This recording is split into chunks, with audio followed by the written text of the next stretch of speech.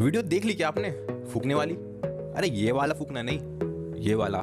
देखो मुझे तो नहीं पता कि थूका है फूका है, मुझे तो ड्रॉपलेट्स दिखाई नहीं दिए वीडियो में। और आपको पता है तो आप बता दीजिए कहाँ, कमेंट्स में। हर चीज़ की एक मैकेनिज्म होती है, मतलब उसको करने का तरीका। जैसे हमें खाना खाना है तो मुंह से खाना पड़ेगा, सांस लेनी है तो नाक या मुंह से लेनी पड़ेगी, हार्ट बीट के लिए हार्ट ही चाहिए, फिल्ट्रेशन के लिए किडनी चाहिए। वैसे ही हर काम के लिए एक तरीका होता है। फूकने का भी तो कोई तरीका होगा ना। देखो जो आम लोग होते हैं ना, वो फूकते हैं तो उनके होठ हो जाते हैं गोल, करके देख लो अपने। पर ये जो वीडियो है इसमें तो होठ फ्लैट है, वो भी चिपके हुए हैं, वो फोर्स के साथ बाहर आ रहे हैं। तो ये कौन सा फूकना हुआ? कहीं फूकते फूकते फूकना ही तो ना भूल गए? तो आप खुद ट्राई कीजिए और मुझे बताइए कि थूकना है क्या फूकना है। देखो वीडियो आगे शुरू करने से पहले आप लोग जो जो सपोर्ट कर रहे हैं या नहीं भी कर रहे हैं, कि जिन लोगों को आप नहीं जानते, आप उनको कैसे जज करते हैं? आप जज करते हैं उसको उसके काम से। मोदी जी को क्यों करते हो? पॉलिटिक्स के लिए। राहुल गांधी क्यों करते हो? पॉलिटिक्स के लिए। इसरो के पुराने चेयरमैन क्यों करते थे? उनके काम के लिए। शाहरुख खान को क्यों करते हो? उसके काम के लिए ना। इसके अलावा तो आप जितने भी मैंने नाम लिए, बाकी जितने भी लोग हैं उनको आप नहीं जानते ना। उनके क्या बिलीफ्स हैं, क्या दूसरों के धर्म के लिए क्या बिलीफ हैं, क्या वो दूसरे समझते हैं, आप कुछ नहीं जानते। आप केवल उनका काम जानते हैं।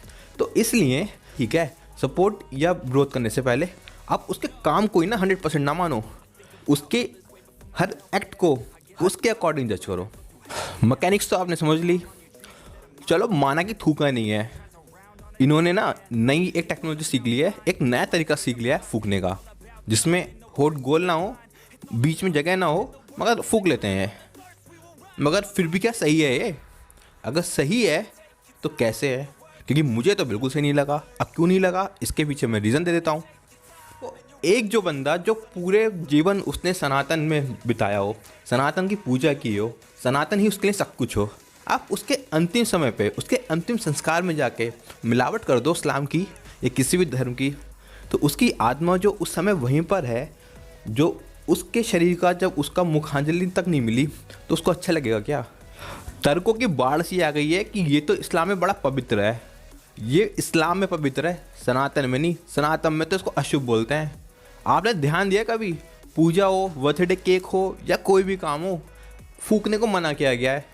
क्योंकि जो थूक होता है ना, सलाइवा होता है, वो हमारे फूक के साथ आता ही आता है।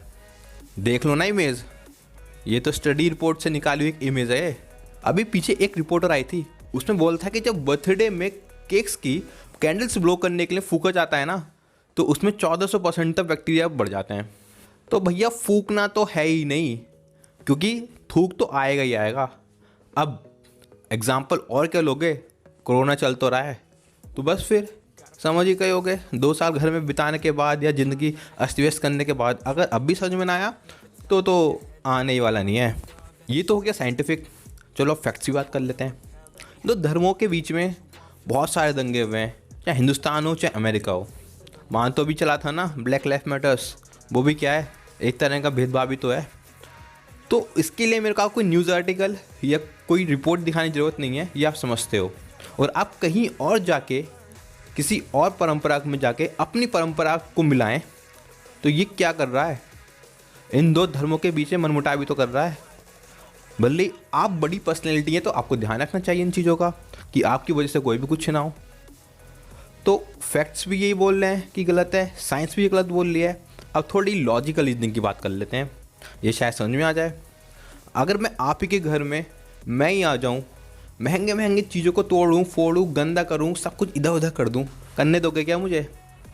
उल्टा लात मार के ना घर से बाहर फेंक दोगे। तो वैसे भैया सनातन है, ये हजारों लाखों साल से चला आ रहा है, हमारी संस्कृति है ये। तो इसमें हम कुछ भी आने ही क्यों देंगे? हम तो बल्कि वो हैं जो लात भी नहीं मारते, हाथ जोड़ के बोलते हैं भैया जी आप चले जाइए यहाँ से।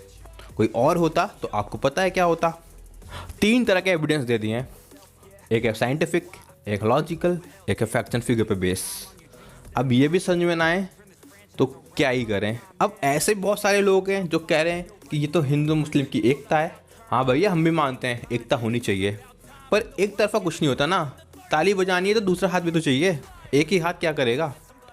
तो अगर खुद कोई बड़ी मुस्लिम पर्सनैलिटी या कोई बड़ा मुस्लिम स्कॉलर अगर बोल दे कि मेरे मरणोपरांत मेरे जो अंतिम संस्कार होंगे वो सब सनातन की दृष्टि से होंगे, सनातन की प्रक्रिया से होंगे, सनातन के तरीके से होंगे, तो हम भी नहीं करेंगे, विरोध नहीं करेंगे, क्योंकि हिंदू मुस्लिम एकता की आ गई ना बात।